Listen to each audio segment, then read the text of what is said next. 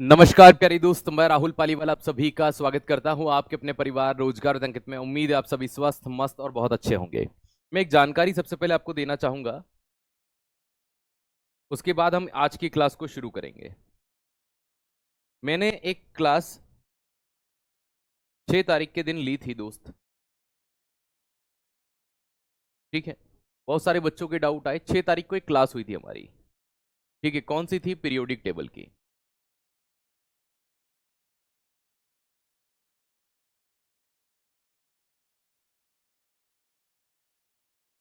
Periodic table की class 6 तारीख को हमारी हुई थी, लेकिन हुआ यह था कि आप सभी जानते हैं एप्लीकेशन में थोड़ा सा कुछ इशू चल रहा था। मैं आज सुबह से इस चीज को लेकर के परेशान हो रहा हूं, ठीक है। आप ये देख रहे होंगे कि सर पीरियोडिक टेबल का सेकंड पार्ट लगा हुआ है, ठीक है।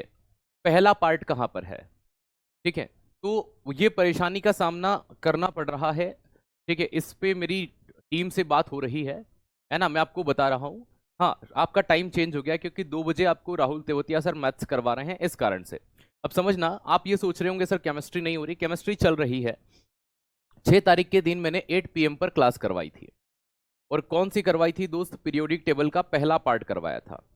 हो सकता है कि वो अभी कांस्टेबल वाले बच्चों को तो वो क्लास विजिबल हो रही है, लेकिन कुछ बच्चों को वो क्लास नहीं दिख रही। वो कौन से हो सकते हैं? HCM वाले हो सकते हैं, ठीक है। ड्राइवर वाले हो सकते हैं, और AWTPO वाले बच्चे हो सकते हैं। इन बच्चों को वो क्लास अभी विजिबल नहीं हो रही है। तो इस पर हम सुबह से लगे हुए हैं, बार बार उसको अपलोड करने की हम कोशिश कर रहे हैं, लेकिन कुछ टेक्निकल एरर के कारण वो हो नहीं पाई, ठीक है।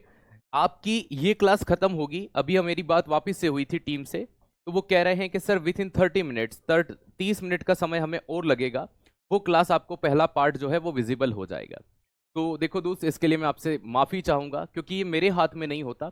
मैंने आपके कमेंट्स देखे, मैंने आपको ग्रुप में एक मैसेज भी डाला था, ठीक है।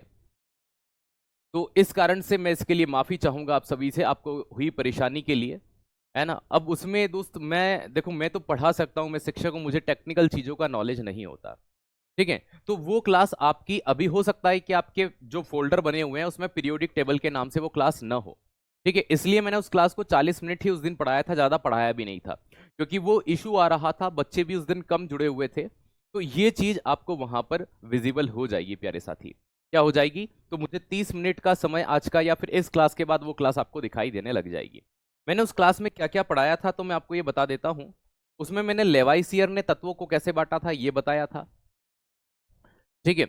उसमें मैंने डॉबेरिनर के बारे में पढ़ाया था, है ना। डॉबेरिनर के ट्रायाड पढ़ाए थे, तो पहला, दूसरा, और न्यूलैंड का अष्टक नियम पढ़ाया था, तीसरा।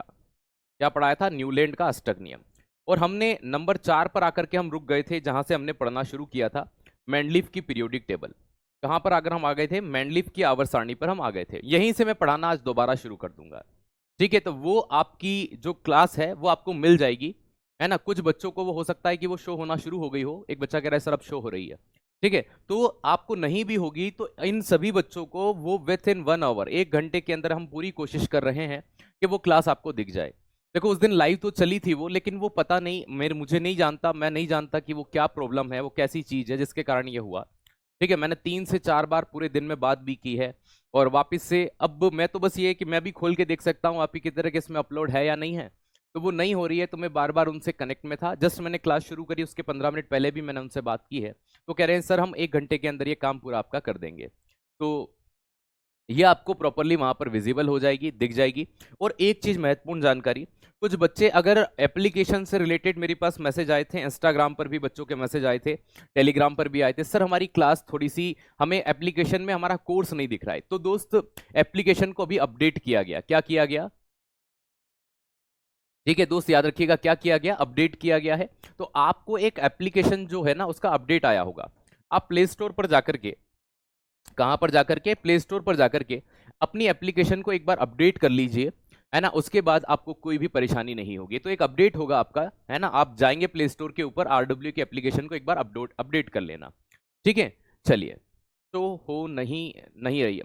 मैंने आपसे कहा ना 1 घंटे का समय और दे दीजिए, अभी हम चलती क्लास में भी उसको कुछ नहीं कर पाएंगे। तो ये जानकारी मैंने आपके साथ साझा की।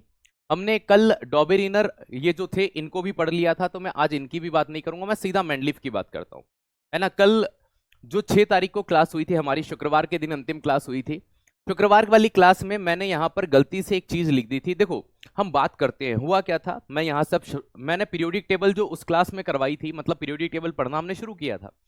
आवर्त सारणी या पीरियोडिक टेबल पहली बार किस व्यक्ति के द्वारा दी गई, तो वो व्यक्ति थे कौन, तो याद रखना मेंडलीव। कौन थे, मेंडलीव। इसीलिए इन्हें फादर ऑफ पीरियोडिक टेबल कहा जाता है, आवर्त सारणी का जनक कहते हैं। मैंने उसमें ईयर थोड़ा सा क्या कर दिया था, बाय मिस्टेक कर दिया था, क्योंकि उस दिन भी यही सेम चीज आ रही थी, मेरा माइंड डाइवर्ट हो रहा था बार बार। तो ये जो पीरियोडिक टेबल है, तो दोस्त याद रखिएगा पीरियोडिक टेबल, अगर इस पीरियोडिक टेबल की बात करें तो इस पीरियोडिक टेबल को डेवलप कब किया था, 1869 में। कब किया था, 1869 में इन्होंने इसका क्या किया था, डेवलपमेंट किया था। तो उसमें मैंने 1969 कर दिया, हालांकि सन यहां पर मैंने एक्यूरेट बोला था, है ना, लेकिन लिखने में मैंने गड़बड़ कर दी। तो डेवलप्ड कब किया था, विकास कब किया था। लेकिन एक प्रश्न आपकी एसएससी पूछती है कि ये पब्लिक, है ना, इसका पब्लिकेशन कब हुआ था, ये प्रकाशित कब हुई थी, तो 1872 में इसका प्रकाशन हुआ था। तो ये दो अलग अलग सन आपको याद रखने पड़ेंगे। सर प्रकाशन का मतलब क्या होता है, जैसे आपके पास बहुत सारी बुक्स हैं, वो पब्लिश होकर के आती है, कोई बुक बनाते हैं टीचर तो वो उसके पहले ही बना लेते हैं, लेकिन जब वो पब्लिश होने वाली होती है उसमें समय लगता है। जैसे हम आपसे कभी कभी कहते हैं ना, जैसे नवीन भैया ने आपको बोला होगा कि अभी जीएस सुधा आई है, तो उस पर काम चल रहा है, काम चल रहा है मतलब उस बुक को बनाया जा रहा है, तो बनाया पहले ही गया था लेकिन पब्लिश बाद में हुई थी। तो दो सन पूछे जाते हैं कि अगर मेंडलीफ ने अपनी पीरियोडिक टेबल कौन से साल में बनाई, तो बनाने का साल पूछे तो 1869 होगा। और प्यारे दोस्त अब मैं आपके अंत में वापस से सारे कमेंट ले लूंगा, ठीक है, लास्ट के 5 मिनट में आपके सारे जवाब देके जाऊंगा, आप मत घबराइएगा, ओके। हाँ, तो 1972 को आप 1872 कर लीजिएगा, ठीक है। बाकी 1869 बिल्कुल सही है, क्योंकि सन 1972 में तो वो हुई नहीं थे, मेंडलीफ जिंदा ही नहीं थे उस समय तक, ठीक है, क्योंकि 1913 में तो आधुनिक आवर्त सारणी आ गई थी, मॉडर्न पीरियोडिक टेबल आ गई थी, तो वो साल गलत है ना। आप 1869 और 1872 कर लीजिएगा उसे। अब देखो हुआ क्या, देखो मैं आपको वापस से कहानी समझाता हूं, है ना, और कहानी समझाना क्यों जरूरी है, क्योंकि बहुत सारे बच्चे हो सकता है उन्होंने पहली क्लास नहीं ली हो। देखो तत्वों का अध्ययन किया जा रहा था, क्या किया जा रहा था, तत्वों का अध्ययन। बहुत सारे साइंटिस्ट निकल करके सामने आते हैं, तो तत्वों का अध्ययन किया जा रहा था। आपको ये लिखना नहीं है जो मैं अभी समझा रहा हूं, है ना, तो तत्वों का अध्ययन किया जा रहा था। अब जब तत्वों की स्टडी की जा रही थी, तो देखो आप भी क्या करते हैं, नोट्स बनाते हैं, बहुत सारे शॉर्ट नोट भी बनाते हैं। क्यों बनाते हैं, पढ़ने को सरल करने के लिए। इसी तरह से केमिस्ट्री के अंदर भी क्या किया गया, तत्वों के अध्ययन को सरल बनाने के लिए वैज्ञानिक आपस में क्या कर रहे थे, प्यारे दोस्त, एक के बाद एक क्या कर रहे थे, याद रखिएगा, एक के बाद एक वो क्या कर रहे थे, रिसर्च कर रहे थे, डेवलपमेंट कर रहे थे, काम कर रहे थे।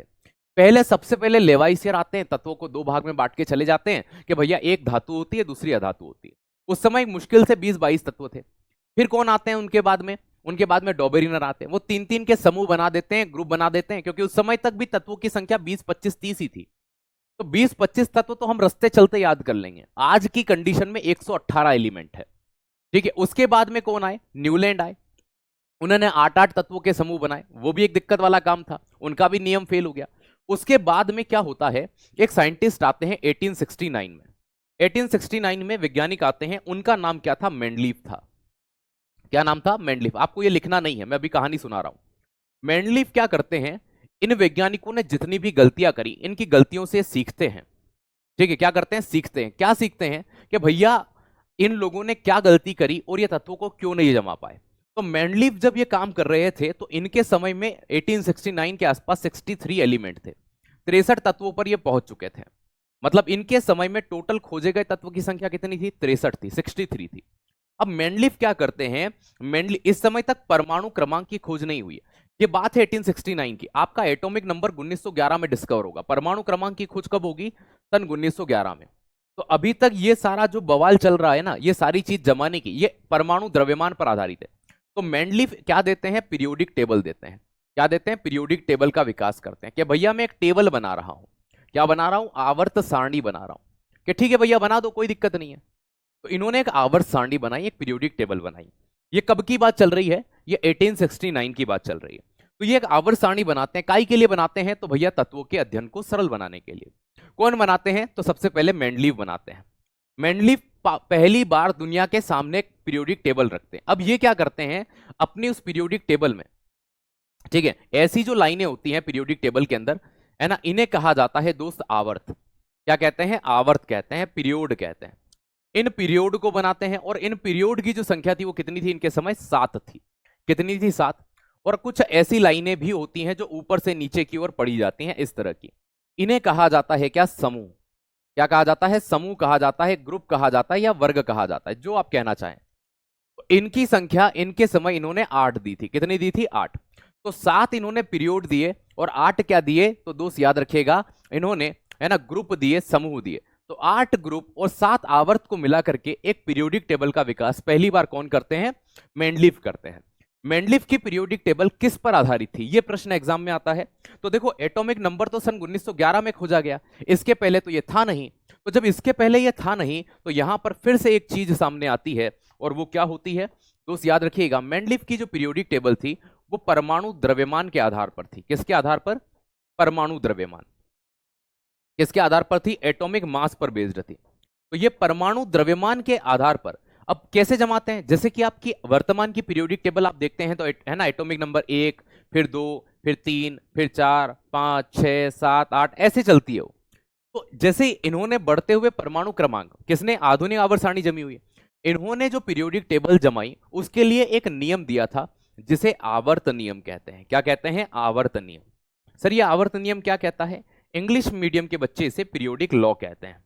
क्या कहते हैं? पीरियोडिक लॉ कहते हैं। मैं अभी आपको सारी चीजें ये लिखी हुई भी बताऊंगा, लेकिन एक कहानी सुनना जरूरी है, क्योंकि जब तक हम इस कहानी को इमेज नहीं कर पाएंगे, मैं डायरेक्टली वहां भी जा सकता था, लेकिन वो क्यों नहीं पढ़ा रहा हूं? क्योंकि उसको पढ़ने से पहले कहानी हमारे माइंड में जनरेट होना आवश्यक है, उत्पन्न होना आवश्यक है।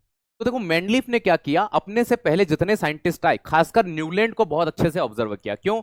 उस आदमी ने यह कहा था कि भविष्य में तत्व नहीं खोजे जाएंगे। इन भाई साहब ने उसकी गलती से सीखा। मैं हमेशा कहता हूं, खुद की गलती से सीखे उसे इंसान कहते हैं, और दूसरों की गलती से सीखे उसे भगवान कहते हैं। तो इसीलिए ये फादर ऑफ पीरियोडिक टेबल बने, आवर्त सारणी के जनक बने, क्योंकि न्यूलैंड ने जो गलती की थी कि भविष्य में तत्व नहीं खोजे जाएंगे, इन्होंने कहा कि भविष्य में तत्वों की खोज होगी। क्योंकि न्यूलैंड के समय तो सिर्फ 56 एलिमेंट थे, इनके समय 63 हो गए। तो एक बार ऑब्जर्व कर गया बंदा, इन्होंने देखा कि न्यूलैंड ने तत्वों को सिर्फ परमाणु द्रव्यमान के आधार पर जमाया, तो वो फेल हुए।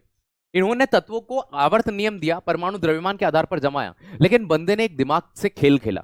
इन्होंने क्या करा, उन तत्वों को जमाने के लिए 2 तत्वों का अध्ययन किया। एक था ऑक्सीजन, एक था ऑक्सीजन, और दूसरे पर कौन था? हाइड्रोजन। इन 2 तत्वों के केमिकल, रासायनिक गुणों का बहुत अच्छे से अध्ययन किया, और रासायनिक गुणों पर जोर देकर के तत्वों को जमाया।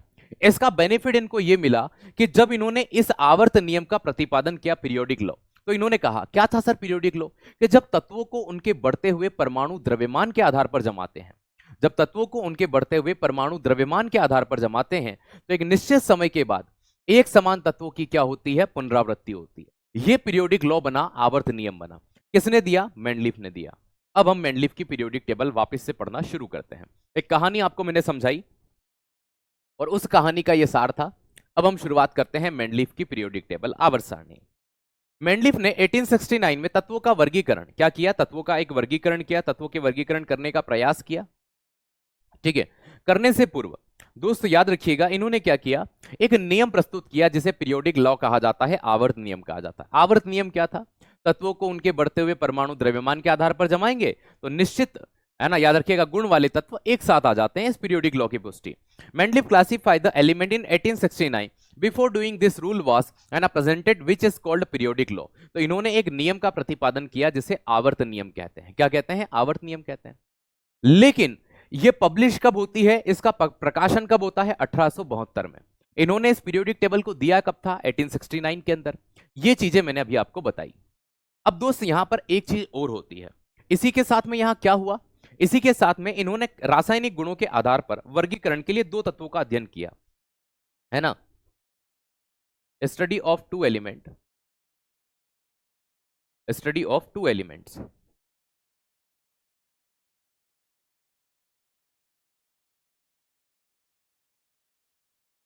Chemical properties. तो 2 तत्वों के रासायनिक गुणों का इन्होंने अध्ययन किया। वो तत्व कौन कौन से थे दोस्त? मोस्ट रिपीटेड क्वेश्चन है, याद रखिएगा, है ना, ऑक्सीजन और हाइड्रोजन। इन 2 तत्वों पर इन्होंने अध्ययन किया। एग्जाम में कई बार रिपीट रहता है कि बताइए मेंडलीफ ने किन 2 तत्वों का अध्ययन किया था पीरियोडिक टेबल देने के लिए? तो एक तो ऑक्सीजन का और एक हाइड्रोजन का। अब इनके समय में टोटल कितने एलिमेंट पहचाने जा चुके थे? 63 एलिमेंट। तो याद रखना, total discovered element total discovered element इनके समय में कितने थे? 63 थे। तो इनके समय तक टोटल एलिमेंट की संख्या कहां पहुंच गई थी? 63 पहुंच गई। आज वर्तमान में टोटल एलिमेंट कितने हैं? 118। मेंडलीफ ने जब पीरियोडिक टेबल दी तब ये कितने थे? तो दोस्त याद रखिएगा, है ना, तब ये कितने थे? हाँ, अब आपको यहां से नोट डाउन करना है, वो नहीं करना था, यहां से करना है, ठीक है। तो दोस्त याद रखिएगा, मेंडलीफ ने 1869 में पहली बार पीरियोडिक टेबल दी। इसके लिए इन्होंने एक नियम दिया जिसे हम क्या कहते हैं? पीरियोडिक लॉ कहते हैं। इनकी पीरियोडिक टेबल दुनिया के सामने कब आती है? जब वो पब्लिश होती है। कौन से ईयर में? 1872 में पब्लिश होती है। इनकी पीरियोडिक टेबल देने के लिए एक तो इन्होंने पीरियोडिक लॉ बनाया और दूसरा दो तत्वों के केमिकल प्रॉपर्टीज को स्टडी किया क्लासिफाई करने के लिए। एक का नाम ऑक्सीजन और दूसरे का नाम हाइड्रोजन। इनके समय टोटल एलिमेंट कितने थे? तो 63 एलिमेंट थे। तो टोटल 63 एलिमेंट या 63 एलिमेंट इन्होंने डिस्कस कर लिए थे, मतलब डिस्कवर्ड कर लिए थे। डिस्कस क्या? अब दोस्त यहां पर एक चीज सामने आती है, इन्होंने क्या किया, है ना, पीरियोडिक टेबल जो थी, है ना, फीचर ऑफ पीरियोडिक टेबल, आवर्त सारणी की विशेषताएं।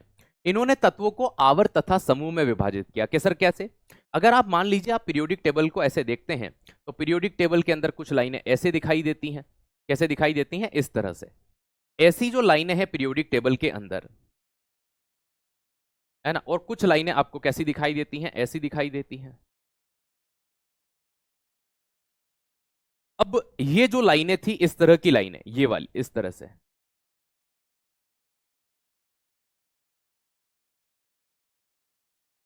ये लाइनें, इन लाइनों को क्या कहा गया? आवर्त कहा गया। क्या कहा गया? आवर्त।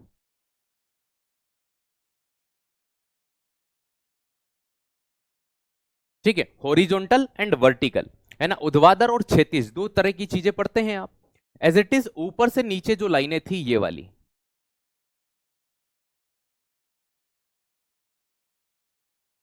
ये इस तरह की, इन लाइनों को क्या कहा गया? इन्हें समूह कहा गया। इन्हें क्या कहा? समूह कहा, ग्रुप कहा, या कभी कभी आप वर्ग भी पढ़ लेते हैं इन्हें। तो समूह, ग्रुप या वर्ग इन्हें कहा। और इनकी संख्या इनके समय में कितनी थी? 8 थी। और आवर्त की संख्या टोटल कितनी थी? 7। तो एक प्रश्न ये बन गया, क्या मेंडलीफ ने जो पीरियोडिक टेबल दी, ठीक है बेटा, इन्होंने बढ़ते हुए परमाणु द्रव्यमान के आधार पर रखा। परमाणु क्रमांक की खोज ही सन 1911 में होती है, और ये काम कब हो रहा है? सन 1869 में हो रहा है। तो देखो, 1911 पहले आता है कि 1869 पहले आता है? कि सर 1869। तो जब एटॉमिक नंबर खोजा ही बाद में गया तो उसका तो उपयोग किया ही नहीं, तो एटॉमिक नंबर की तो बात ही नहीं करना है। हम एटॉमिक नंबर की बात करेंगे सन 1911 में, 1911 में, ठीक है। तो पहले ये चीज ध्यान रखना, इन्होंने पीरियड और ग्रुप में क्या कर दिया? विभाजन कर दिया, division of element into period and group. इस बंदे ने सबसे अच्छा जो दिमाग लगाया वो क्या लगाया? इनके पहले जो साइंटिस्ट रहे उन्होंने क्या कहा था कि इन फ्यूचर एलिमेंट डिस्कवर्ड नहीं होगा, भविष्य में तत्वों की खोज नहीं होगी। इस बंदे ने उनकी गलती से सीखा और इन्होंने कहा, है ना, इन्होंने क्या करा? अन्य तत्वों के लिए स्थान छोड़ दिया। स्थान किसके लिए छोड़ा? कि इन फ्यूचर एलिमेंट डिस्कवर्ड होंगे, भविष्य में तत्व खोजे जाएंगे। तो याद रखना, अन्य तत्वों के लिए स्थान छोड़ना इनका सबसे बड़ा प्लस पॉइंट बनता है। क्या बनता है? सबसे बड़ा प्लस पॉइंट बना। तो इन्होंने अन्य तत्वों के लिए स्थान छोड़ा। तीसरा, इनकी पीरियोडिक टेबल परमाणु द्रव्यमान पर आधारित थी। किस पर आधारित थी? परमाणु द्रव्यमान पर आधारित थी।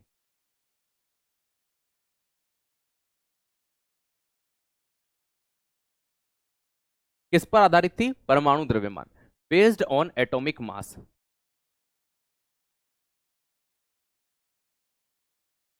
तो इनकी आवर्त सारणी जो थी वो किसके ऊपर आधारित थी? परमाणु द्रव्यमान पर, क्योंकि परमाणु क्रमांक तो खोजा ही नहीं गया, ठीक है, परमाणु क्रमांक की तो खोज ही नहीं हुई। तो भैया इन्होंने आवर्त बनाए, इन्होंने ग्रुप बनाए। आवर्त ऐसी लाइनें होती हैं और ग्रुप ऊपर से नीचे की लाइनें होती हैं, ठीक है। तो ग्रुप की संख्या टोटल कितनी थी? 8 थी, और पीरियड या आवर्त की संख्या कितनी थी? 7 थी। दूसरा, इन्होंने तत्वों के लिए स्थान छोड़ा, और जिन तत्वों के लिए स्थान छोड़ा वो मोस्ट कॉमनली रिपीटेड है एग्जाम के अंदर। 3 एलिमेंट ऐसे थे जिनके लिए इन्होंने नाम लिख करके जगह छोड़ी। जैसे वो होता है ना कि घर में नया घर बनाते हैं अपन कभी कभी, तो क्या करते हैं? कमरा छोड़ देते हैं, है ना, कि हमारे चुन्नू की शादी होगी तो ये इसमें रह लेंगे साहब, इसकी बीवी के साथ, क्योंकि जब शादी होगी उसके बाद तो कमरा बनाने से रहे, तो घर एक बार बनता है ना।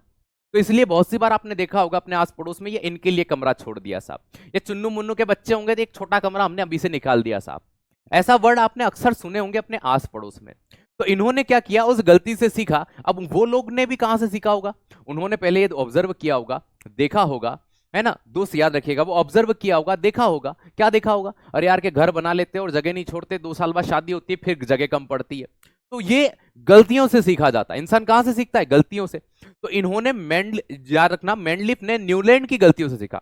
उस आदमी ने घोषित कर दिया था भविष्य में तत्व ही नहीं खोजे जाएंगे। उनके समय में 56 एलिमेंट थे, इनके समय में कितने थे? 63 हो गए। तो भैया ने देखा कि 56 से 63 यार 7 एलिमेंट तो अभी खोज लिए गए मुश्किल से 5-7 साल में, तो इन फ्यूचर और एलिमेंट डिस्कवर्ड होंगे। तो इन्होंने स्थान छोड़ा। किन नाम से स्थान छोड़ा वो एग्जाम में बहुत पूछा जाता है। यहां देखिएगा, यहां पर एक वर्ड लिखा है बाद में खोजे गए, है ना, आफ्टर डिस्कवर्ड किए गए पीरियोडिक टेबल देने के बाद। मैंडलीफ के अनुसार निकट भविष्य में तत्व बढ़ेंगे। According to Mendeleev element will increase in near future. तो भविष्य में तत्वों की खोज होगी। इस बंदे ने क्या करा, जैसे नंबर 1 इन्होंने स्कैंडियम के लिए जगह, स्कैंडियम बाद में खोजा गया, गैलियम जो था वो बाद में खोजा गया, और जर्मेनियम जो था नंबर 3 ये बाद में खोजा गया। इन तत्वों की बाद में खोज हुई। लेकिन इस बंदे ने इस स्कैंडियम के लिए इका बोरॉन के नाम से जगह को छोड़ा। किसके नाम से? इका बोरॉन के नाम से जगह छोड़ी। ठीक है, किसके नाम से? इका बोरॉन के नाम से जगह छोड़ी। गैलियम के लिए जो जगह छोड़ी इस बंदे ने, वो इका एल्यूमिनियम के नाम से जगह छोड़ी। किसके नाम से? इका एल्यूमिनियम के नाम से। और जर्मेनियम के लिए जो जगह छोड़ी वो इका सिलिकॉन के नाम से जगह छोड़ी। किसके नाम से? इका सिलिकॉन। देखो 3 नाम से जगह छोड़ी। जगह तो और भी डब्बे खाली थे, लेकिन ये वो थे जो उस समय थोड़े थोड़े इनकी जो प्रॉपर्टीज है ना, जैसे कि याद रखना स्कैंडियम की समानताएं बोरोन के साथ थी, गैलियम की समानता एल्यूमिनियम के साथ थी, जर्मेनियम की सिलिकॉन के साथ थी। तो ये पहचान में नहीं आ रहे थे। क्या किस में नहीं आ रहे थे? पहचान में। लेकिन थोड़ी सी प्रॉपर्टी इनकी इनसे अलग थी, तो इसलिए इन्होंने क्या करा कि इनकी समानताएं इनसे मिलती थी, इसलिए स्कैंडियम के लिए जगह इका बोरोन के नाम से छोड़ दी। ये प्रश्न पूछेंगे कौन से तत्व की खोज बाद में नहीं हुई, तो 3 ऑप्शन में ये रहेंगे, चौथा जो रहेगा वो आपका गलत हो जाएगा। प्रश्न ये पूछा जाएगा एग्जाम में, मैंडलीफ ने, है ना, स्कैंडियम के लिए जगह किस नाम से छोड़ी? बोरोन के नाम से। किसके नाम से? है ना, देखो आपको मैं इनको ट्रिक के माध्यम से याद कराता हूं। पहली ट्रिक, 3 ट्रिक बताऊंगा। कितनी ट्रिक? 3 ट्रिक। ठीक है, पहले आएगा तत्व का नाम। देखो याद रखना, ठीक है, कैंडी खा के हम बोर हो गए। ठीक है, कैंडी से क्या हो गए? बोर हो गए। कैंडी से क्या हो गए? बोर हो गए। पहली ट्रिक क्या याद रखिए आपने? कैंडी से बोर हो गए। कैंडी का मतलब हो गया स्कैंडियम। स्कैंडियम, कैंडी से क्या हो गया? स्कैंडियम। और बोर से क्या हो गया? बोरोन हो गया। बोर से क्या हो गया? बोरोन हो गया। तो कैंडी खा के बोर हो गए हम, अब हमें कैंडी नहीं खानी। ठीक है, क्या हो गए? अब हमें कैंडी नहीं खानी। ये पहली ट्रिक थी। दूसरी ट्रिक याद रखिएगा,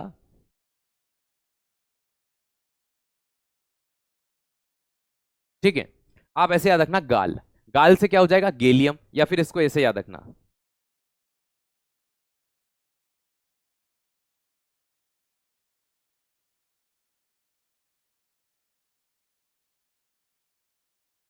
गली में आना,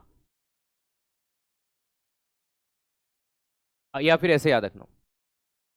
पुरानी ट्रिक बता देता हूं, वो अच्छी है ना, थोड़ी सी घुमा करके है पर मजेदार है, याद करने में आसानी होती है।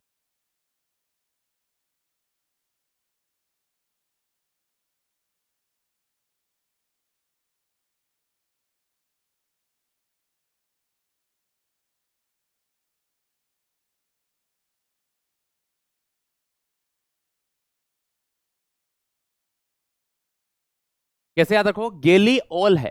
ऑल जो है वो गेली है। गेली से क्या हो जाए? गेली का मतलब समझते हो? एक मालवा का वर्ड है गेली। गेली का मतलब होता है पागल, है ना, कहते हैं ना एक गेली यो कई कर रही तू, तो गेली का मतलब पागल। तो गेली से क्या हो जाएगा? गैलियम। और गेली कौन है? ऑल है। गेली ऑल है, जितनी भी हैं वो सबके सब गेली हैं। तो गेली ऑल है। ऑल से क्या हो जाएगा? ए एल याद आ रहा है, ए एल मतलब एल्यूमिनियम। तो इका एल्यूमिनियम के नाम से गैलियम के लिए जगह छोड़ी। ठीक है, किसके लिए? तो ये गेली ओल है। ये आपकी दूसरी ट्रिक है। तीसरी,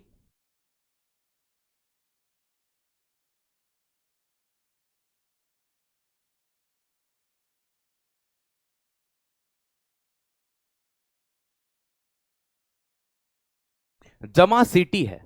ठीक है, जमा सिटी, हमको सिटी जम गया भैया, अब हम सिटी में रहेंगे, है ना, अक्सर होता है ना, जमा सिटी है। नए नए हम होते हैं जब कॉलेज के लिए बाहर पढ़ने गांव से शहरों में जाते हैं तो सिटी हमको जम जाती है। हम क्या कहते हैं? जमा सिटी है। भाई साहब हमको सिटी जमा है। तो जमा का मतलब क्या हो जाएगा? जर्मेनियम।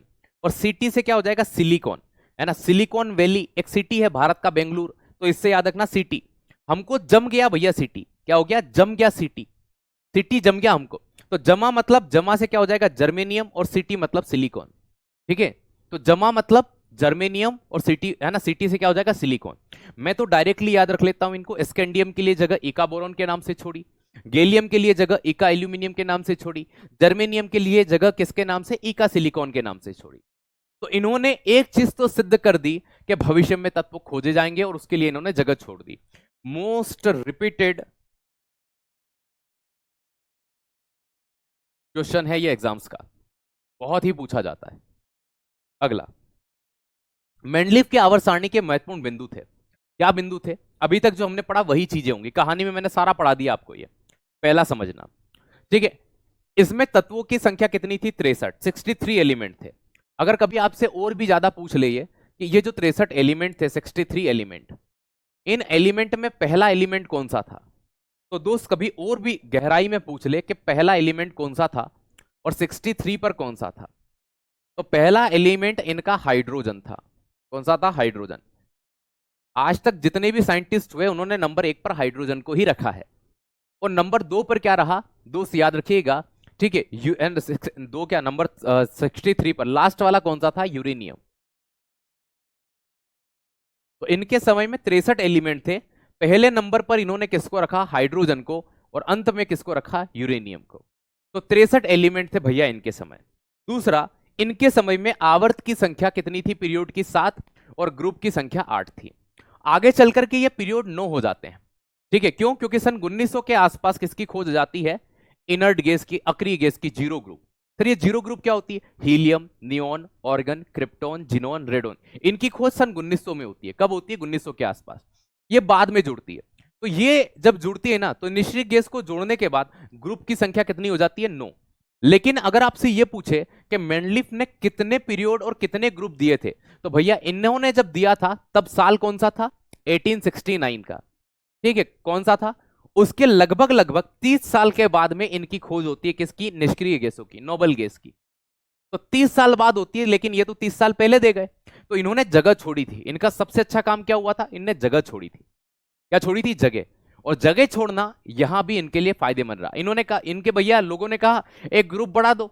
बंदा तो बोल के गया था कि मैं जगह छोड़ रहा हूं, भविष्य में तत्व खोजे जाएंगे, आप बढ़ा लीजिए जगह। तो ग्रुप की संख्या 8 से बढ़कर के कितने पे पहुंच गई, दोस्त याद रखिएगा, 9 पर पहुंच गई। कितने पे पहुंच गई, 9 ग्रुप हो जाते हैं। तो ये भी कोई दिक्कत वाली बात नहीं हुई, ये भी इनकी एक महत्वपूर्ण उपलब्धियों में से एक रही। तो याद रखना, एक सबसे अच्छी चीज, वो कहते हैं ना कि लगातार लगातार की गई मेहनत और भविष्य का दृष्टिकोण तुम्हारा सर्वे सर्वा बनने वाला है। लगातार की मेहनत और भविष्य का दृष्टिकोण तुम्हारा सर्वे सर्वा बनने वाला है। आज में जीने वालों, तुम्हारा भविष्य में कुछ नहीं होने वाला है। हमें दोस्त याद रखिएगा, जो आज ही जीते हैं, आज कमाया आज खाया, कोई दिक्कत नहीं। कल की हम मिडिल क्लास लोग हैं, हम फ्यूचर, हम अचार 1 साल का डालते हैं यार, केरी सस्ती मिल रही है, अचार का मसाला मिल रहा है, मम्मी 1 साल का अचार डाल देती। क्या बात कर रहे हो, हम इंडिया के रहने वाले कि फ्यूचर नहीं। भाई साहब, मम्मियां गर्मियों में पापड़ बना के रख देती है पूरे साल के। तो क्यों, क्योंकि उन्हें पता है कि दूसरे सीजन में ये अच्छे नहीं बन पाएंगे, सीजन में हम फ्री हैं, चीजें सस्ती हैं, इजीली प्रोवाइड हो जाएगा, ये कारण है। तो वो भी जैसा दृष्टिकोण इन्होंने रखा, ठीक है। तो अक्रिय गैस बाद में डिस्कवर्ड होती हैं, जिन्हें हम नोबल गैस कहते हैं। मैं आप चाहें तो नाम लिख सकता हूं यहां पर, ठीक है, helium, neon, organ, krypton, xenon और रेडोन, ये बाद में खोजे गए। तो इनका एक ग्रुप अलग से बना दिया। क्या बना दिया, एक अलग से एक ग्रुप बना दिया इनका। चलो, ये 3 पॉइंट भी आपको समझ में आए होंगे। अब आधुनिक आवर्त सारणी, थोड़ा सा हम यहां पर रुकते हैं। कमियां भी देखो, वो कहते हैं ना कि कुछ कमी तो रही होगी, यूं ही तो कोई बेवफा नहीं होता। कुछ तो कमियां रही होंगी, यूं ही तो कोई बेवफा नहीं होता, दो सीधी सी बात है। चलिए, तो क्या कमियां रही, ऐसी क्या चीज रही। इनकी पीरियोडिक टेबल में भी तो कुछ ऐसी रही होगी। तो मेंडलीफ की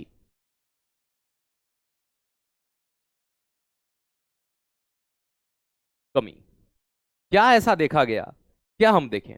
सबसे पहली कमी जो आज तक कोई वैज्ञानिक बता ही नहीं पाया, ठीक है, हाइड्रोजन की स्थिति।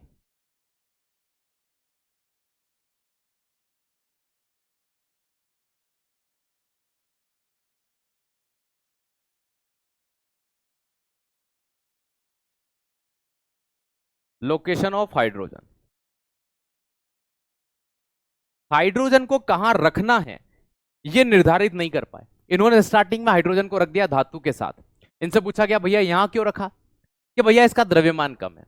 क्या आप तो कह रहे थे कि जब कम द्रव्यमान से ज्यादा द्रव्यमान को जमाते हैं तो एक समान गुण वाले साथ आते हैं, तो हाइड्रोजन के नीचे तो भैया लिथियम आ रहा है, धातु आ रही है, तो कायदे से तो आपका नियम यही गलत हो गया कि नहीं नहीं यहां परमाणु द्रव्यमान के आधार पर जमा रहे हैं, ऐसा नहीं होता। तो चलो फिर ऐसी सेम कंडीशन इनके साथ दोबारा बनी। देखो सुनना, मैं समझाता हूं आपको। इन्होंने क्या कहा, एक पीरियोडिक लॉ दिया। इन्होंने कहा कि मैं परमाणु द्रव्यमान के आधार पर चीजों को जमा रहा हूं। किसके आधार पर, परमाणु द्रव्यमान के आधार पर। चलो ये मान लिया। लेकिन इन्होंने क्या किया, इन्होंने दो तत्वों का अध्ययन किया था केमिकल प्रॉपर्टीज के लिए। कितने तत्वों का, दो तत्वों का। कितने तत्वों का, दो तत्वों का। ठीक है,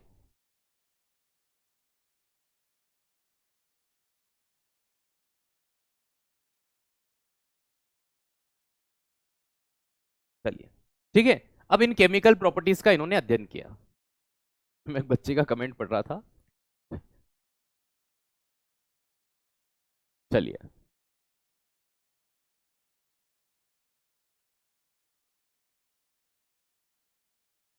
कोबाल्ट,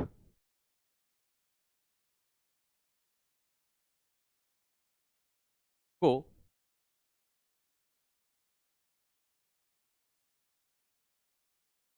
निकल से पहले रखा। कि सर ऐसा क्यों, देखो कोबाल्ट का जो परमाणु द्रव्यमान होता है,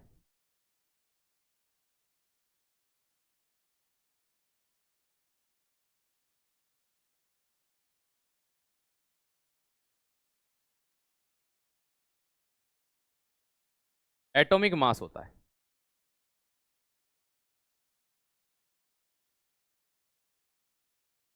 कोबाल्ट को निकल से कहां रख दिया, पहले रख दिया। कोबाल्ट का जो परमाणु द्रव्यमान होता है वो 58.9 होता है, ठीक है। और निकल का होता है 58.7। क्या होता है, 58.7। अब कोबाल्ट को निकल से पहले रखा। यहां समझना भाई साहब, इसका द्रव्यमान 58.9 है। अब मुझे एक बात बताओ, मैं कहता हूं कि चीजों को बढ़ते क्रम में जमाना है, तो पहले ये वाला नंबर आएगा कि ये वाला नंबर आएगा। आप कहोगे सर पहले छोटा आएगा 58.7 आएगा, निकल पहले आएगा, कोबाल्ट बाद में आएगा, 58.9 होता है।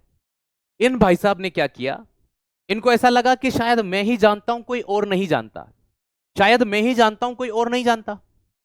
अब ऐसी कंडीशन में बेटा 6 तारीख वाली क्लास के लिए मैंने स्टार्टिंग में ही आपको बोल दिया है, ठीक है। भैया 6 वाली क्लास अपलोड हुई थी, वापस से हट गई ऐप में से इस टाइम। मैं वापस से बात करूंगा बेटा, है ना, मैं देखूंगा, आप चिंता मत करिए। कल तक, है ना, अभी 1 घंटे के अंदर जब उन्होंने मुझे टाइम दिया है तो मैं बात करूंगा, कैसे भी करके मैं उसको अपलोड करवाऊंगा। और अगर वो अपलोड नहीं हुई तो मैं आज ही रात में उस क्लास में जो पढ़ाया है वो दोबारा से पढ़ा करके उसे रिकॉर्ड करके डाल दूंगा, ठीक है, जो भी मैंने करवा रखा है।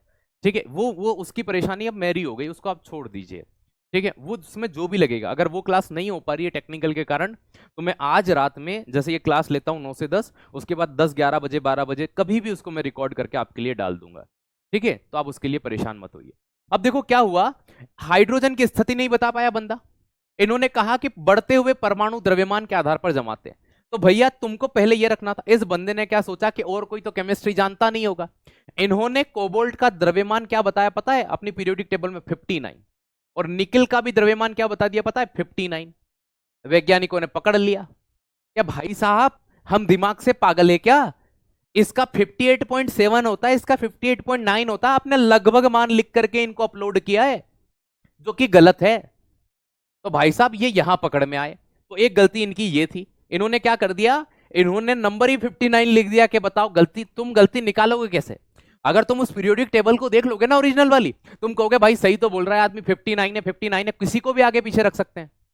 ये पॉइंट एग्जाम में बहुत पूछते हैं कि क्या गलती करी थी इन्होंने, ठीक है। ये पॉइंट पूछते हैं, कोबाल्ट को निकल से पहले रखना।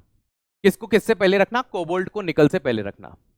चलिए, मेरी क्लास का टाइम बेटा अब 8 से 9 ही रहेगा, क्योंकि मेरे 2 बजे के टाइम पर अभी आपकी मैथ्स की क्लास चल रही है। तो आपकी डेली क्लास अब 8 बजे ही चलेगी रात में, ठीक है। तो इस चीज को ध्यान रखिएगा, समझ में आया।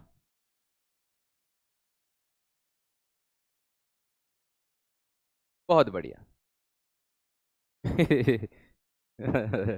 कोई बात नहीं। चलो नंबर 3,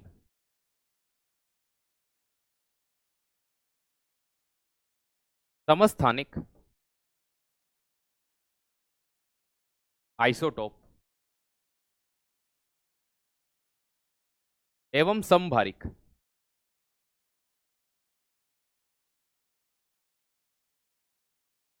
आइसोबार्स को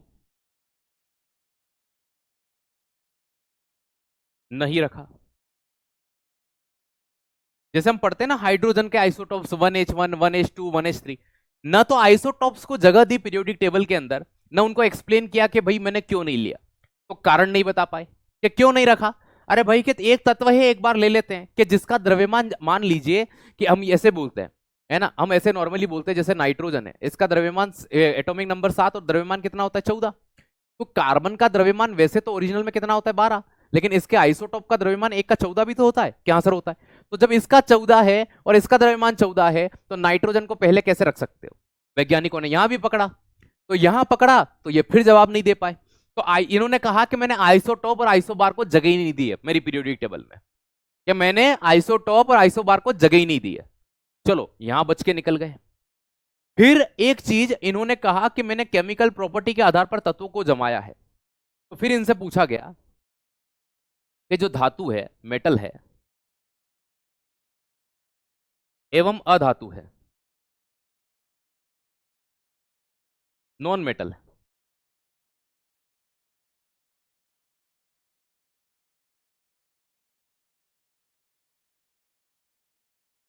उनको अलग नहीं किया। ठीक है, not separate metal and non metal. तो मेटल और नॉन मेटल को दोस्त याद रखिएगा। ठीक है, सेपरेट नहीं कर पाए, अलग नहीं कर पाए। देखो इन्होंने क्या बोला था, इनकी बात समझना, मैंने आपको सबसे पहले यही बताया था। देखो पीरियोडिक टेबल का पहला पेज देखना, रासायनिक गुणों के आधार पर वर्गीकरण के लिए दो तत्व, रासायनिक आधार पर केमिकल बेसिस पर क्लासिफिकेशन कर रहे हैं ना, दो एलिमेंट की स्टडी करिए, ऑक्सीजन और हाइड्रोजन। तो जब आप रासायनिक प्रॉपर्टी लेते हो तो मेटल और नॉन मेटल से अच्छी प्रॉपर्टी क्या हो सकती है भैया? सबसे सरल होता है, मेटल एक तरफ, नॉन मेटल एक तरफ।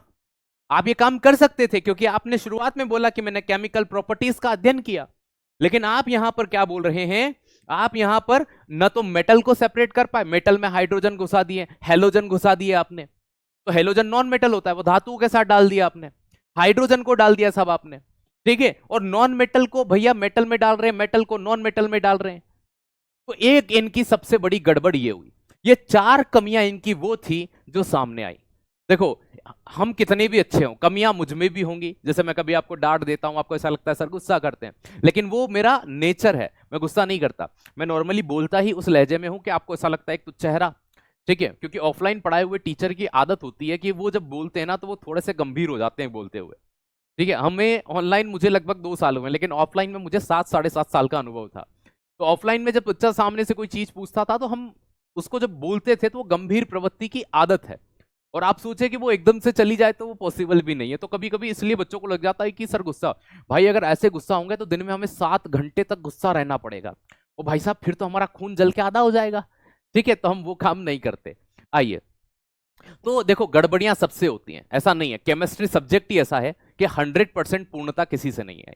चलो ये काम इन्होंने कर दिया, मेंडलीव साहब ने, इनकी मिस्टेक भी सामने आ गई। ये 4 पॉइंट हमने देख लिए, प्रश्न अगर आएगा इनकी कमियों से तो इन 4 पॉइंट्स आएगा, इसके बाहर नहीं आएगा। ठीक, अब बात ये आती है, इसके बाद में एक व्यक्ति आते हैं। ठीक है, इनकी कहानी सुनाता हूं। देखो वो कहते हैं ना, मैंने आपको अभी थोड़ी देर पहले क्या कहा था कि अगर कोई इंसान किसी की कमियों से सीखे तो वो भगवान बनता है, मतलब सीधी सी बात है, अगर आप अपनी कमियों से सीख जाएं तो आप इंसान बन जाएंगे। मैंने ये गलती इस एग्जाम में की है, मैं अगले में नहीं करूंगा। लेकिन आपका दोस्त पेपर दे के आता है, वो कहता है यार ये वाली चीज मैंने नहीं पढ़ी थी इसलिए मेरी ये गलती हो गई, आप उस चीज को करके पेपर में जाते और उन चीजों को सही कराते हैं, मतलब ये आपका प्लस पॉइंट था। और अगर दूसरे की कमियों से आप नहीं सीख पाए, ये आपका नेगेटिव पॉइंट है दोस्त, याद रखिएगा। अब आते हैं यहां पर मोसी, मोसी बोलता हूं मैं इनको, इनका नाम था हेनरी मोसले, आपको अभी लिखना नहीं है, अभी मैं कहानी सुना रहा हूं। कौन आते हैं? हेनरी मोसले आते हैं। हेनरी मोसले क्या करते हैं, है ना, अब सन 1900 तक का तो दौर निकल गया, मेंडलीव के बाद ऐसा कोई साइंटिस्ट आया भी नहीं कि जो और अच्छे से क्लासिफाई कर पाए। ये बंदा काम कर रहा था, रिसर्च कर रहा था तत्वों के ऊपर। कौन? हेनरी मोसले। मोसी मतलब मोसले। ये क्या करते हैं, सन 1911 एक साल आता है, उस साल में ये तत्वों को जमाने के लिए एक नई चीज को डिस्कवर्ड कर देते हैं, एक चीज की खोज कर देते हैं। और वो चीज क्या सामने आती है? Atomic number. ये दुनिया को कहते हैं कि मैंने तत्वों के लिए परमाणु क्रमांक खोजा है। क्या खोजा है? परमाणु क्रमांक खोजा है। कि चलो मान लिया आपने तत्वों के लिए परमाणु क्रमांक की खोज कर ली, तत्वों के लिए आपने परमाणु क्रमांक खोज लिया, लाए कहां से? सबसे मेन चीज होती है, देखो साइंटिस्ट बनना इतना सरल नहीं होता। जब आप किसी चीज की प्रामाणिकता या उसके बारे में अपना दावा प्रस्तुत करते हो ना, तो उसके सामने पक्ष में लोग कम और विपक्ष में ज्यादा होते हैं।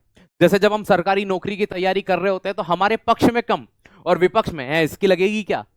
ठीक है, होते हैं ना, ये रियलिटी आप भी जानते होंगे। एज इट इज पक्ष में कम विपक्ष में लोग ज्यादा होते हैं। इनसे पूछा गया कि चलो मान लीजिए आप एटॉमिक नंबर को खोज लिए, आप इसको डिस्कवर कर लिए, आप किसी तत्व का परमाणु क्रमांक कहां से निर्धारित कर रहे हैं?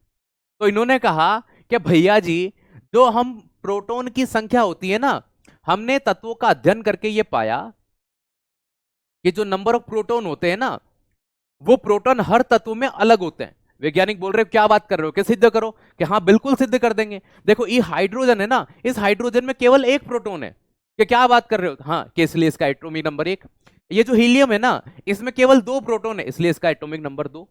ये जो लिथियम है ना, इसमें सिर्फ 3 है, इसलिए इसका 3। ये जो सोडियम है ना, इसमें सिर्फ 11 प्रोटॉन है, इसलिए इसका 11। ये जो कैल्शियम है ना, इसमें सिर्फ 20 है, इसके लिए इसका 20। वैज्ञानिकों ने बोला बड़ी अच्छी चीज खोज दी यार तुमने तो। मतलब किसी भी तत्व में सिमिलर नहीं होते? कि बिल्कुल नहीं होते साहब। मतलब प्रोटॉन की संख्या हर तत्व में अलग अलग होती है? कि हाँ अलग होती है। कि फिर तो आपकी चीज को हम सिद्ध कर देते हैं। इस चीज को क्या मिल गई? प्रमाणिकता मिल गई कि भैया प्रोटॉन की संख्या को हम एटॉमिक नंबर कह सकते हैं।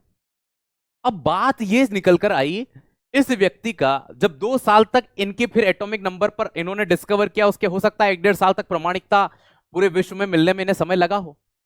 फिर साल आता है 1911 के बाद 1913 का, 1930s का। 1913 का जब साल आता है ना, इस ड्यूरेशन में कहते हैं कि मैंने आधुनिक आवर्त सारणी दी है। लोग इनसे फिर सवाल करते हैं, क्या करते हैं? मॉडर्न पीरियोडिक टेबल दी साहब मैंने।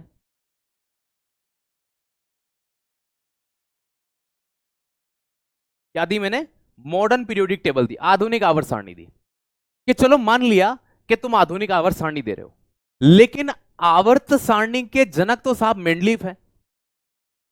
ठीक है, तुम तो कॉपी पेस्ट किए हो। लोग ने क्या कहा? आवर्त सारणी के जनक तो मेंडलीफ साहब है।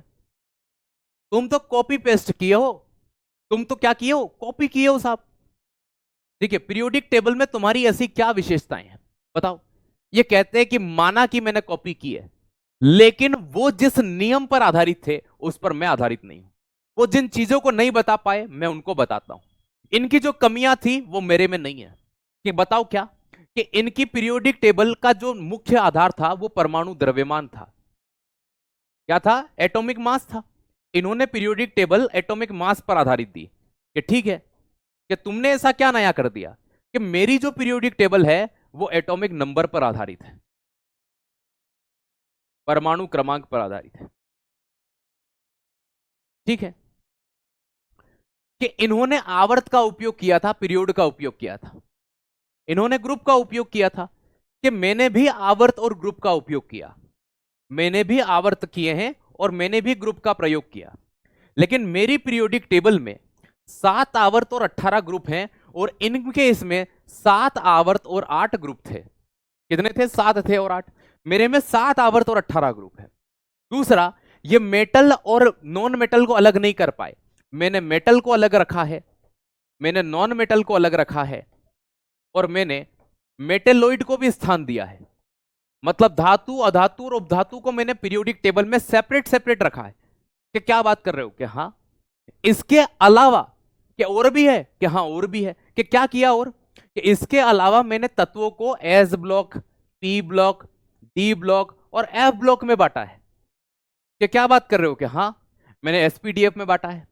कि इन्होंने जो गड़बड़ियां की थी वो मैंने नहीं की है। तो दुनिया ने कहा एक काम करो, तुम्हारी पीरियोडिक टेबल दिखाओ। फिर इनकी पीरियोडिक टेबल दुनिया के सामने आती है।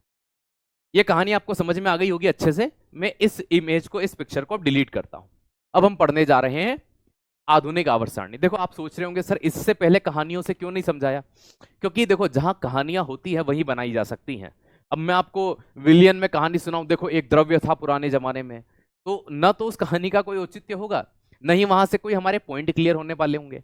तो जहां कहानियां बनती हैं वहां हम खुद ही बना लेते हैं बिना बोले। देखो आधुनिक आवर्त सारणी, मॉडर्न पीरियोडिक टेबल, सबसे पहले साल आता है सन 1911 का। जो मोस्ले होते हैं वो क्या करते हैं, एटॉमिक नंबर, परमाणु क्रमांक की खोज करते हैं, एटॉमिक नंबर डिस्कवर करते हैं। एटॉमिक नंबर डिस्कवर्ड इन 1911, सन 1911 में परमाणु क्रमांक की खोज होती है। उसके बाद में सन 1913 आता है, 1930 आता है। इस 1930 के अंदर क्या होता है, इस 1930 के अंदर क्या होता है, इस 1930 के अंदर, सन 1913 के अंदर, सन 1913 के अंदर हेनरी मोस्ले, कौन, हेनरी मोस्ले, तो ये जो मोसी होती है अपनी, हेनरी मोसी, ठीक है, ये हेनरी मोसी क्या करती है, ये मॉडर्न पीरियोडिक टेबल देती है। क्या देती है, मॉडर्न पीरियोडिक टेबल, आधुनिक आवर्त सारणी का वर्गीकरण किया। मॉडर्न पीरियोडिक टेबल सामने आती है। अब मॉडर्न पीरियोडिक टेबल आपको, आप आज जो पीरियोडिक टेबल देखते हो ना अपना सामने, ठीक है, जिसमें 18 आप ग्रुप देखते हो, वो आधुनिक आवर्त सारणी है, वो उसकी नहीं है। किसकी, मेंडलीफ की। मेंडलीफ की तो बड़ी गंदी दिखती थी, ठीक है, तो याद रखिएगा हेनरी मोस्ले देते हैं। चलिए साहब, अब हेनरी मोस्ले की पीरियोडिक टेबल पढ़ने से पहले मैं आपको कुछ तत्वों के बारे में पढ़ाना चाहता हूं। जैसे आप यहां पर देखते हैं, H का मतलब आप हाइड्रोजन से निकालते हैं, ठीक है, आप HE का मतलब काई से निकालते हैं, हीलियम से निकालते हैं, काई से निकालते हैं, हीलियम से।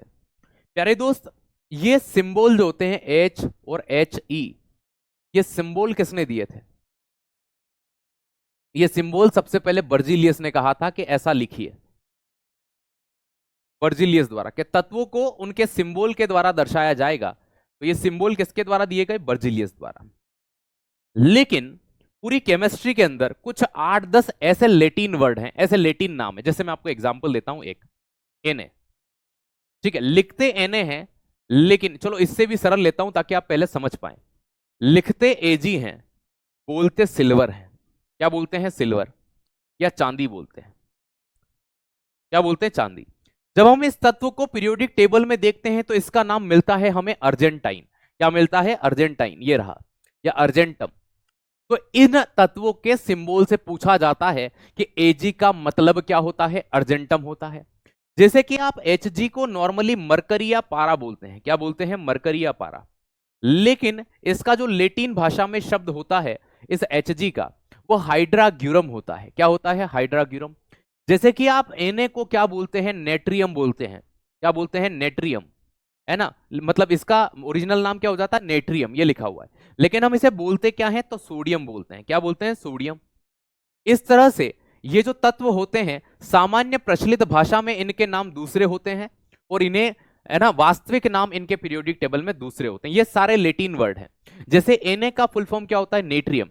Pb को आप सीसा या लेड बोलते हैं, लेकिन इसे प्लम्बम कहा जाता है। क्या कहा जाता है, प्लम्बम। Au को आप गोल्ड बोलते हैं, क्या बोलते हैं, गोल्ड, लेकिन वास्तविकता में इसका नाम क्या होता है, ओरम होता है।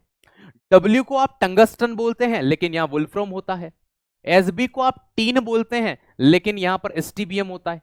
K को पोटेशियम बोलते हैं, केलियम होता है। Sn को स्ट्रेनम बोलते हैं, Fe को फेरम बोलते हैं।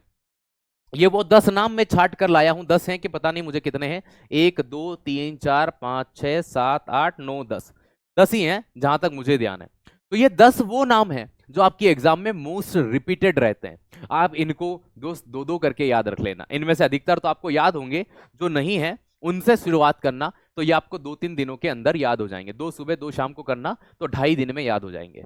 2.5 दूना 5 होता है, तो 2.5 दिन में ये आपको याद हो जाना है। कितने दिन में, 2.5 दिन में। क्या यहां तक आज आप मुझसे समझ पाए हैं अच्छे से?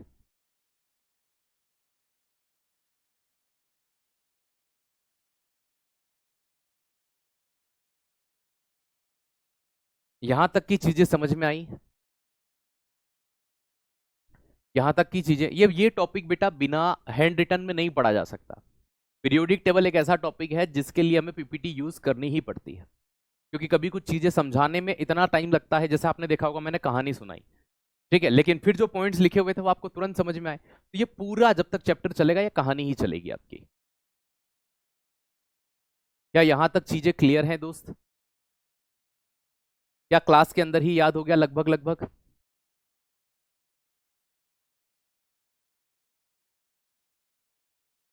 बेटा गर्मी तो यहाँ भी बहुत है, लाइट नहीं है, इन्वर्टर से क्लास चल रही है आपकी। ठीक है, तो पसीना तो यहाँ भी भयंकर आ रहा है हमें।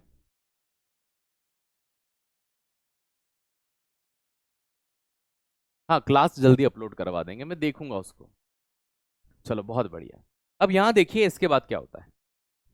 ठीक है, इसके बाद ये पीरियोडिक टेबल आप देख पाते हैं। एक, अगर आपको दोस्त अगर अच्छे से पढ़ना है, कल रात में 8 बजे हमारी क्लास होगी, तो आप एक काम करेंगे। वो काम क्या होगा? आप एक 5 रुपए की पीरियोडिक टेबल, आपके आसपास में स्टेशनरी की दुकान हो तो वहां मिल जाती है। कितने रुपए की? 5 रुपए की आती है। एक कागज आता है पीरियोडिक टेबल का, तो भैया मांग लेना उनसे जाकर के कि भैया पीरियोडिक टेबल दे दो, 5 रुपए की आती है, अगर नहीं आती होगी तो 10 रुपए की आ जाएगी, उसको ले लेना। क्योंकि जैसे मैं कहूंगा कि देखो दूसरे ग्रुप में यहाँ पे बेरियम, आप कहाँ देखोगे? हर बार मैं आपको यहाँ भी दिखाऊंगा तो इसमें वर्ड इतने छोटे हो जाते हैं कि मुझे बमुश्किल से दिख रहा है तो आपको क्या ही दिखेगा वहां। ठीक है, अब मैं इसको बार बार जूम करके भी दिखाऊंगा तो वो आपको समझने में बड़ी समस्या होगी। आपके पास अगर ये फिजिकल रूप में होगी ना, तो आप बार बार उसका उपयोग कर पाएंगे, आप उसको देख पाएंगे। अच्छा सर इसकी बात कर रहे हैं, अगर मैं कोई चीज समझाऊंगा भी तो भी आप उसको वहां पर देख पाएंगे। बात समझ रहे हो आप? है ना? तो जैसे मान लीजिए मैं ग्रुप 1 की बात कर रहा हूं, इसमें हाइड्रोजन होता है, लिथियम देखो ये यहाँ होता है, तो आप कब देख पाएंगे? जब आपके पास वो होगा। हालांकि मैं शुरू से कह रहा हूं कि एक 5 रुपए वाली पीरियड 5 रुपए की आती है दोस्त, आप उसे जरूर ले लीजिएगा। ठीक है,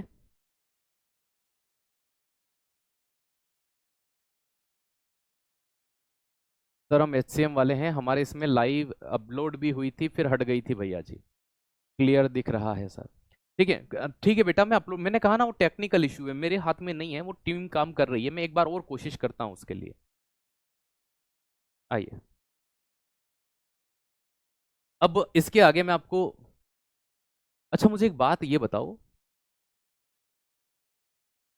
कि इसके बाद आपकी कोई क्लास होती है क्या? कभी कभी जैसे मान लीजिए हम एक एक घंटा छोड़ के 1.5 घंटे की क्लास कर लें, तो इसके बाद आपकी कोई क्लास होती है क्या? हमने 20 रुपए के लिए भैया, काफी बढ़िया, ये बहुत बढ़िया। भैया आपकी लैंग्वेज अच्छी लगती है, मालवी बोलते हैं हम थोड़ी सी मिक्स करके, बाकी तो हिंदी यूज करते हैं। किसी को अच्छी लगती है, किसी को बुरी लगती है, भाषा है, भाषा है। चलो, हम आपको इंस्टाग्राम पे मैसेज किए थे, नहीं देखा होगा मैंने। चलिए,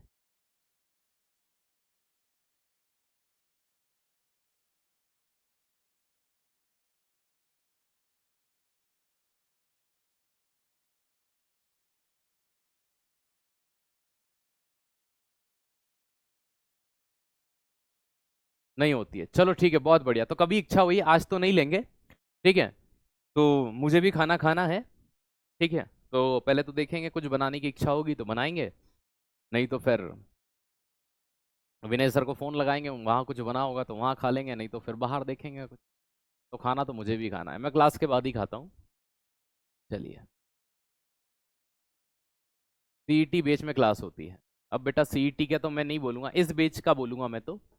ठीक है, सीईटी का मैं नहीं बोलूंगा। तो सीईटी का तो आप मैनेज कर लीजिएगा आपका। ठीक है, इसमें नहीं होती है तो कभी जैसे 10 मिनट 15 मिनट क्लास ज़्यादा चल जाए तो उसका कोई इशू नहीं होना चाहिए फिर। चलो,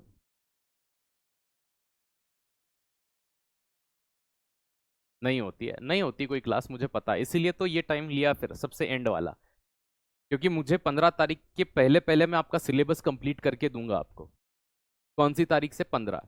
तो अभी आपके मुश्किल से आज 9 हो गई है, 6 तारीख मतलब अगले शनिवार के पहले मैं आपका सिलेबस पूरा कर दूंगा। कब कर दूंगा? अगले सैटरडे के पहले। ठीक है, तो कोशिश पूरी रहेगी कि अगले शनिवार से पहले आपका सिलेबस हो जाए।